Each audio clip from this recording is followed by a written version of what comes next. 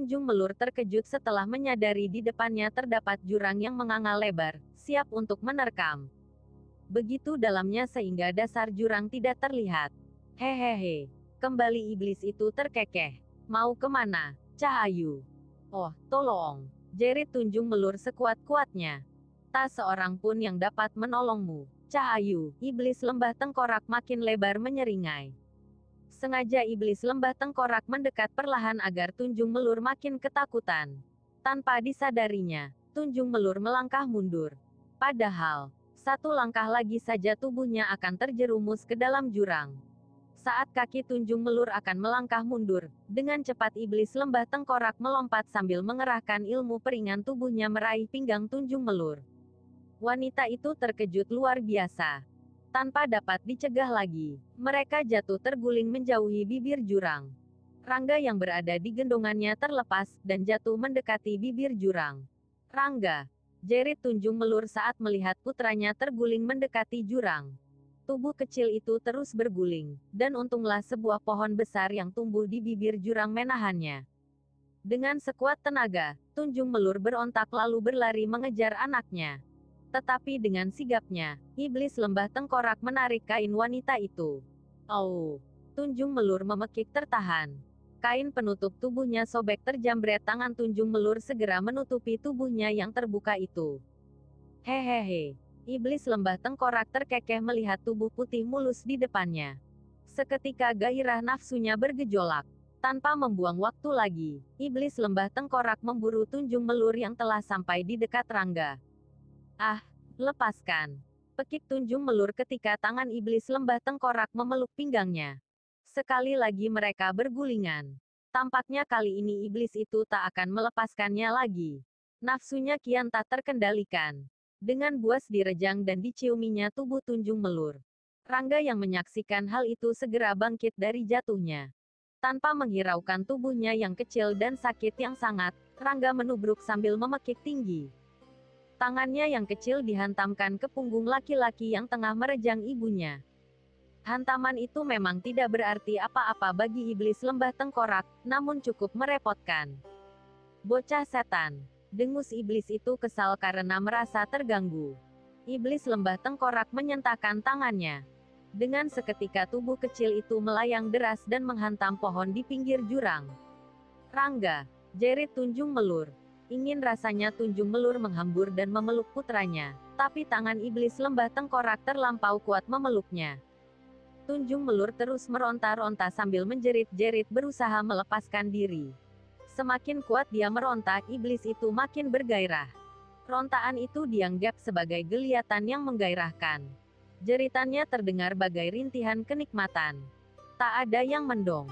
Tak ada yang menyaksikan kecuali sepasang mata bulat bocah kecil itu. Tatapannya penuh perasaan. Walau tak mengerti apa yang dilakukan oleh iblis itu terhadap ibunya, namun nalurinya mengatakan bahwa ibunya menjadi korban manusia berhati binatang. Ibu, rintih Rangga sambil berusaha bangun. Dicobanya untuk berdiri, tapi tubuhnya terasa lemas. Hentakan tangan iblis itu seakan-akan meremukkan tulang-tulangnya. Untungnya dengan ilmu kanuragan yang dimilikinya, benturan keras dengan pohon besar itu secara refleks dapat sedikit tertahan. Sementara itu Tunjung Melur sudah tak berdaya lagi. Dia hanya dapat menangis dan merintih akibat digagahi oleh iblis lembah tengkorak. Hehehe. Tawa iblis lembah tengkorak penuh kemenangan. Tubuh putih mulus itu tergolek di rerumputan. Titik-titik air mata mengalir membentuk anak sungai di pipinya. Hati Tunjung Melur kian hancur karena telah ternoda. Sementara itu Rangga berusaha merayap mendekati ibunya yang kini tanpa benang sehelai pun di tubuhnya. Ibu, rintih Rangga. Tangannya menggapai-gapai berusaha meraih ibunya. Anak ini bisa jadi duri. Dengus iblis lembah tengkorak. Jangan.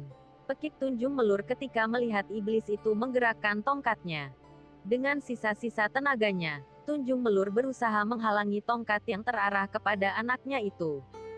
Dan betapa malangnya nasib Tunjung Melur ketika dengan cepat tongkat berkepala tengkorak itu menghantam kepalanya. Dia tewas seketika. Rangga terbelalak. Matanya tajam mengarah pada laki-laki yang telah membunuh kedua orang tuanya. Setan cilik. Dengus iblis lembah tengkorak merasa mendapat tantangan dari sorot mata yang tajam penuh kebencian. Dengan kemarahan yang memuncak ditendangnya tubuh Rangga dengan kuat. Tendangan yang disalurkan dengan tenaga dalam itu, membuat tubuh kecil itu meluncur deras masuk ke dalam jurang. Tanpa teriakan dan tanpa terhindari lagi. Iblis lembah tengkorak memang pantas geram, karena niatnya untuk memiliki wanita cantik itu gagal total. Kematian Tunjung Belur di luar dugaannya sama sekali.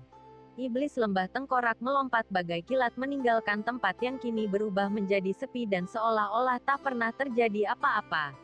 Asteris asteris asteris asteris asteris asteris asteris asteris asteris asteris asteris asteris asteris asteris asteris asteris asteris asteris asteris asteris 2. Jurang lembah bangkai memang angker. Iblis lembah tengkorak yang berasal dari daerah itu sendiri sama sekali tak tahu seberapa dalamnya jurang itu.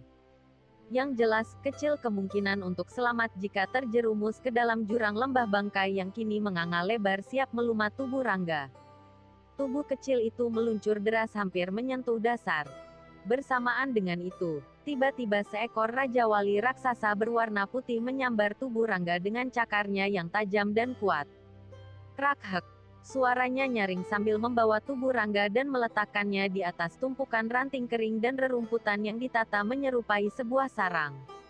Rangga tergolek pingsan. Burung Raja Wali itu memperhatikan dengan matanya yang merah, bulat kepalanya terangguk-angguk. Sarang yang terletak dalam sebuah goa yang besar dan lembab itu, selalu terselimuti kabut ini membuat darah di sekitar situ menjadi dingin. Raja Wali Putih meraih beberapa daun lebar dengan paruh, lalu ditutupinya tubuh Rangga. Dia mendekam di samping bocah kecil itu sambil menutupi tubuh Rangga dengan sayapnya yang lebar, seolah-olah ingin memberi kehangatan. Setelah lama tak sadarkan diri, tiba-tiba mulut Rangga mengerang. Kepalanya bergerak lemah. Burung Raja Wali memandanginya dengan mata yang berbinar-binar. Disingkirkannya daun-daun yang menutupi tubuh Rangga. Ibu. Bocah itu memekik keras ketika matanya terbuka memandang sekelilingnya. Dia terkejut ketika matanya tertumbuk pada Raja Wali Putih raksasa yang ada di dekatnya. Rangga berusaha bangkit, namun tubuhnya sangat lemas tak bertenaga. Hanya matanya saja yang terbelalak lebar memancarkan ketakutan. Burung Raja Wali Putih mengangguk-anggukkan kepalanya, seolah-olah mengerti perasaan yang menghinggapi bocah itu. Pelan-pelan dijulurkan kepalanya seraya mematuk beberapa bagian tubuh Rangga dengan paruh yang kekar itu. Rangga merasakan tubuhnya berangsur-angsur segar seketika. Rasa nyeri dan sakit dengan sekejap hilang. Burung itu memang telah menotok jalan darah di bagian-bagian tertentu tubuh Rangga. Sepertinya burung itu ingin mengatakan kalau Rangga tak perlu takut. Dasar bocah. Rasa takut Rangga hilang seketika. Kini Rangga malah tertawa keras karena kegelian. Raja Wali Putih berkoak-koak seperti gembira melihat Rangga tertawa gelak. Rangga kini malah membalas canda Raja Wali dengan menarik-narik paruhnya yang sebesar kepalanya itu. Sebentar saja kedua makhluk yang berlainan kodrat itu kian akrab. Bahkan kini burung Raja Wali itu seakan-akan siap melayani segala kebutuhan Rangga baik makan, minum, maupun tidur. Jika Rangga mengantuk, maka sayap yang lebar itulah yang menyelimutinya. Pada saat Rangga melamun teringat ayah dan ibunya, maka burung itulah yang selalu menghiburnya. Mengajaknya bermain dan bertanda. Komunikasi yang berlainan, tak menghalangi kedua makhluk itu untuk saling mengerti dan memahami setiap kata yang terucap. Waktu terus berganti, hingga tak terasa telah setahun Rangga hidup di dasar lembah bangkai bersama Raja Wali Putih raksasa. Sepertinya mereka memang telah ditakdirkan untuk bertemu di lembah bangkai. Selama setahun itu, Rangga dengan cepat memahami dan mengikuti gerak-gerik burung Raja Wali raksasa itu. Tanpa disadarinya, gerak-gerik itu adalah dasar dari jurus-jurus silat Raja Wali Sakti, tokoh yang hidup dan tak ada tandingannya 100 tahun yang lalu. Rangga yang memang cerdas ditambah dasar-dasar ilmu silat yang telah diperoleh dari mendiang ayah dan paman-pamannya, membuat gerakan-gerakan yang diperlihatkan burung itu cepat dipahaminya. Sore ini, Rangga tengah berlompat-lompatan dari satu batu ke batu yang lain di luar goa, mengikuti gerakan Raja Wali Putih. Rangga tak sadar kalau burung itu tengah mengajarkan dasar-dasar jurus andalan yang pertama, yakni sayap Raja Wali membelah mega. Jika gerakan jurus itu dibarengi dengan ilmu peringan tubuh dan penyaluran tenaga dalam yang sempurna, maka tubuh Rangga dapat bergerak ringan seperti kapas. Seorang yang berilmu tinggi sekalipun akan sulit meraba dan melihat gerakan-gerakan itu. Keistimewaan lainnya, kaki Rangga dapat bergerak cepat bagai tak menyentuh tanah. Kibasan tangannya, bagaikan sepasang sayap yang siap menghancurkan batu karang yang keras sekalipun. Jari-jari tangannya bagai mata pedang tajam yang siap membabat sebatang pohon besar hingga tumbang. Krak-hek, Raja Wali Putih berseru gembira melihat Rangga berhasil melintasi batu terakhir dengan mulus. Satu kali lompatan, Rangga telah berada di depan burung raksasa itu. Raja Wali Putih menundukkan kepalanya. Rangga memeluk seraya tangannya yang kecil itu mengusap bulu-bulu halus yang memenuhi kepala burung itu. "Aku haus, lapar," kata Rangga pelan. Raja Wali Putih mengangguk-anggukkan kepalanya, seolah-olah mengerti apa yang diucapkan Rangga. Dikepakkan kedua sayapnya, dan dalam sekejap saja burung itu telah mengangkasa. Rangga memperhatikan dengan mata bocahnya, sambil menunggu di tempat itu. Ketika burung raksasa itu telah kembali, di paruhnya telah bergelayut 2 butir kelapa. Cakarnya mencengkeram beberapa jamur besar. Rangga sama sekali tak tahu kalau jamur itu mempunyai khasiat penawar segala macam racun yang dahsyat sekalipun. Itulah santapan sehari-hari Rangga. Rangga tengah melatih jurus-jurus Raja Wali Sakti di bawah bimbingan gurunya, burung Raja Wali Putih yang sakti. Jari-jari tangan Rangga yang terbentang siap menghancurkan batu karang yang keras sekalipun. "Terima kasih, kau baik sekali." Rangga menerima kelapa dan jamur-jamur itu. Krak-hek, Raja Wali Putih mengangguk-anggukkan kepalanya. Habis sudah jamur-jamur itu dimakan Rangga. Dibelahnya kelapa yang kini berada di tangannya. Hebat! Sekali kepruk saja, kelapa terbelah 2. Raja Wali Putih terlihat gembira ketika Rangga berhasil membelah kelapa dengan sekali pukul. Itulah salah satu khasiat yang ada pada jamur itu yang telah nampak dalam kekuatan Rangga. Jamur yang dimakan Rangga ternyata juga membentuk hawa murni secara alami. Tenaga dalam yang tersalur lewat hawa murni ini dapat menjadi kekuatan yang luar biasa bagi Rangga. Jika Rangga benar-benar melatih tenaga dalamnya, tak mustahil dalam waktu singkat dia akan menjadi seorang tokoh silat yang sulit dicari tandingannya. Rangga tanpa sadar telah berlatih jurus-jurus silat Raja Wali Sakti. Sepertinya ia adalah pewaris tunggal ilmu-ilmu Raja Wali Sakti, yang 100 tahun lalu sempat menggegerkan dunia persilatan. Tak ada seorang tokoh pun yang sanggup menandinginya, baik dari golongan hitam maupun putih. Lama jurus-jurus Raja Wali Sakti menghilang begitu saja bersamaan dengan lenyapnya tokoh sakti yang selalu menunggang seekor Raja Wali raksasa. Raja Wali itu kini bersama Rangga. Lalu, di manakah tokoh sakti itu? 3. Dunia persilatan saat ini goncang. Gerombolan yang dipimpin iblis lembah tengkorak makin merajalela. Banyak tokoh sakti golongan putih yang mencoba mengakhiri sepak terjang gerombolan itu, tewas di ujung tongkat berkepala tengkorak milik iblis itu. Banyak pula tokoh sakti aliran hitam yang bergabung dengan iblis lembah tengkorak. Tentu saja hal ini membuat cemas tokoh-tokoh aliran putih. Karena tak mustahil kekuatan iblis lembah tengkorak akan menguasai dunia persilatan. Lembah Tengkorak merupakan tempat iblis lembah tengkorak yang sebenarnya bernama Geti Ireng tinggal. Di sanalah markas Geti Ireng dengan gerombolannya yang bernama Panji Tengkorak. Tak seperti biasanya, hari ini lembah tengkorak tampak ramai. Atas undangan Geti Ireng, banyak tokoh sakti aliran hitam yang hadir di kediamannya. Mereka hadir untuk turut menyaksikan takluknya seorang tokoh sakti aliran hitam bernama Kalas Renggi. Dia dikenal sebagai si samber nyawa. Kalas Renggi cukup memiliki ilmu yang tinggi, tapi jika dibandingkan dengan Geti Ireng tak berarti apa-apa. Kulitnya putih dengan tubuh yang tegap berisi. Wajahnya muda dan tampan namun menyimpan garis-garis kekejaman. Senjata andalannya adalah pedang kembar yang bertengger menyilang di punggungnya.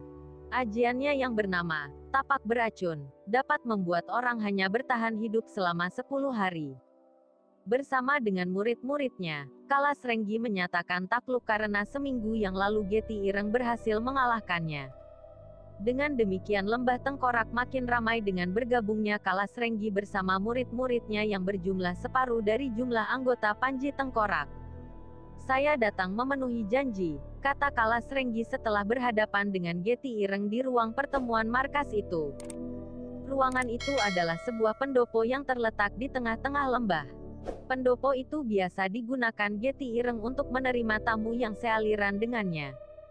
Di samping Getty Ireng, seorang gadis cantik berusia sekitar 17 tahun duduk sambil menatap sinis Kalas Renggi. Dia bernama Saka Lintang. Saat mata Kalas Renggi beradu pandang dengannya, hati Kalas Renggi bergetar. Getty Ireng paham jika Kalas Renggi terpesona dengan kecantikan putrinya itu. Untuk tidak merusak suasana, Getty Ireng tak menegur tamunya itu. Dan lagi, toh Saka Lintang tak mengacuhkan pandangan Kalas Renggi. "Kiranya Yang Mulia Getty Ireng sudi menerima seluruh murid-murid saya bernaung di bawah Panji Tengkorak," lanjut Kalas Renggi. "Bagus, bagus." Getty Ireng tersenyum senang. "Dan saya sendiri siap mengabdi pada Yang Mulia," ujar Kalas Renggi lagi sambil melirik Saka Lintang. "Apakah pengabdianmu tidak ada maksud lain?" pancing Getty Ireng. Kalas Renggi terdongak. Getty Ireng memang bermaksud menyindir. Kalas Renggi menangkap maksud itu. Dia pun menundukkan kepalanya. Kecantikan gadis itu telah membuatnya jadi dungu. Dia lupa kalau yang dihadapinya kini adalah Getty Ireng. "Ayah, beri dia ujian untuk pengabdiannya." Suara Saka Lintang terdengar lembut dan halus, namun nadanya menyimpan kebengisan dan kekejaman. "Kau dengar permintaan putriku, Kalas Renggi." Getty Ireng menatap tajam pada Kalas Renggi. Kalas Renggi mengangkat kepalanya. Kembali hatinya bergetar saat menatap kecantikan Saka Lintang. Hatinya tak dapat dibohongi lagi kalau dia jatuh hati kepada Saka Lintang. "Apa keinginan Nini Dewi yang cantik?" Kalas Renggi menantang. Matanya tak berkedip mengakui kecantikan gadis itu. "Kepalang basah," dengus Kalas Renggi dalam hati. "Kalahkan aku." Saka Lintang tegas. "Hahaha." Getty Ireng terbahak-bahak. Kalas Renggi makin tajam menatap wajah Saka Lintang. Agak sungkan Kalas Renggi menerima tantangan itu. Biar bagaimanapun, tak sampai hati rasanya melepaskan pukulan pada gadis yang telah menghanyutkan hatinya. "Bukan saya menolak, tapi saya tak pernah melepaskan pukulan pada kaum wanita," suara Kalas Renggi halus. "Kau meremehkan anakku, Kalas Renggi," bentak Getty Ireng. Dia merasa tersinggung sekali dengan penolakan itu meski diucapkan dengan halus. "Saya tak bermaksud merendahkan Nini Dewi. Tapi, rasanya saya tak dapat berlaku kasar terhadap wanita," lanjut Kalas Renggi masih dengan nada halus. "Jika demikian, kau tak pantas bernaung di bawah Panji Tengkorak," dengus Saka Lintang sengit. Kalas Renggi terkejut tak disangkanya kalau gadis cantik ini dapat sekasar itu. Hatinya makin terkejut saat melihat Getty Ireng mengangguk tanda setuju. Jantungnya terasa copot. Getty Ireng tahu benar kemampuan Kalas Renggi. Meski Saka Lintang sedikit di bawah Kalas Renggi, namun tak mudah bagi Kalas Renggi untuk menjatuhkannya walau dalam 30 jurus sekalipun. Bahkan tidak mungkin Kalas Renggi tewas jika Saka Lintang telah mengeluarkan ilmu andalannya. Ular berbisa menyebar racun, atau mungkin dengan jurus tarian bidadari digabungkan, maka seorang tokoh sakti sekalipun tak mampu menandinginya dalam waktu lama. "Hanya ada dua pilihan, Kalas Renggi," kata Getty Ireng datar dan dingin suaranya. "Memenuhi permintaan putriku, atau kau tak akan melihat matahari lagi." Kalas Renggi terdiam. Sulit menerima pilihan itu. Dia bukan gentar tapi sungkan menandingi gadis remaja yang belum diketahui di mana kehebatannya. Untuk mati sia-sia dia pun tak mau. "Bagaimana, Kalas Renggi?" desak Getty Ireng. Kalas Renggi melirik Saka Lintang yang mencibir mengejek. "Baiklah, aku terima tantanganmu." Saka Lintang segera menggenjot tubuhnya, dan meluruk cepat ke pelataran. Gerakannya gesit dan ringan. Ilmu ringan tubuhnya sangat sempurna. Jejakan ke tanah bagai seekor burung. Baru saja Saka Lintang mendarat, tiba-tiba saja Kalas Renggi telah di hadapannya. Jarak di antara mereka hanya sekitar 1 tombak. Mereka berhadapan dengan mata tajam saling menilai kemampuan.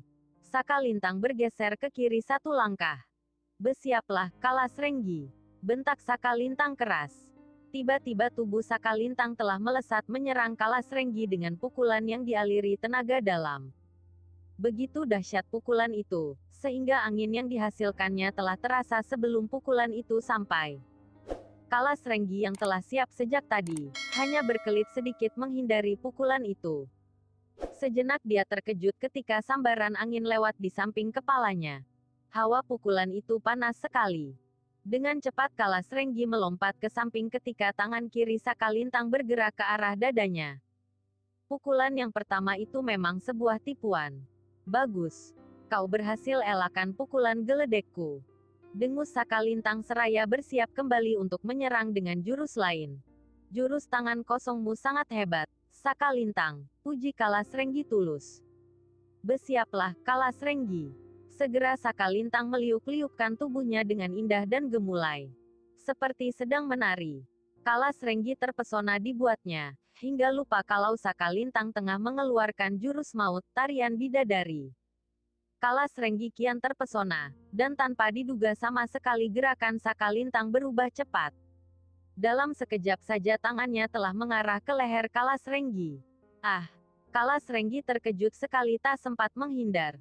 Terpaksa Kalas Renggi menyambutnya dengan mengangkat tangan melindungi lehernya yang terancam. Benturan keras terjadi. Tubuh Kalas Renggi terhuyung mundur 2 tindak. Dirasakan pergelangan tangannya seperti terbakar. Panas dan nyeri. Dia meringis sambil memegangi pergelangan tangan kanannya yang menghitam. Belum sempat Kalas Renggi menyadari yang baru saja terjadi, Sakalintang telah mulai dengan jurus maut lainnya. Jurus ular berbisa menyebar racun, yang sangat berbahaya dan sulit dihindari. Lebih-lebih pada saat lawannya telah terkena hajaran jurus tarian bidadari. Keadaan Kalas Renggi memang tidak menguntungkan. Cukup. Suara bentakan keras disertai tenaga dalam yang tinggi, membuat Sakalintang mengurungkan niatnya mengeluarkan jurus maut itu. Tiba-tiba Getty Ireng telah berada di tengah-tengah arena. Memang dialah yang mengeluarkan suara itu. Cukup, Sakalintang. Kau tak perlu menurunkan maut pada Kalas Renggi, sambung Getty Ireng. Sakalintang mendengus. Dia tak mungkin menentang kehendak ayahnya. Kalas Renggi, bagaimana tanganmu? Tanya Getty Ireng. Tidak apa-apa, sahut Kalas Renggi namun sambil meringis. Pukulan tarian bidadari, sangat berbahaya, Kalas Renggi. Kau tak akan bertahan lebih dari 10 hari, kata Getty Ireng datar. Kalas Renggi terperanjat mendengar hal itu. Dia tak menyangka sama sekali kalau Sakalintang telah mengeluarkan jurus tarian bidadari. Kalas Renggi memang pernah mendengar nama jurus itu namun baru kali inilah dia merasakan. Begitu cepat dan tak terduga sama sekali. Racun, tarian bidadari, memang bekerja lambat. Tapi cukup mematikan karena langsung menusuk jalan darah. Betapa berbahayanya, sehingga orang yang terkena tak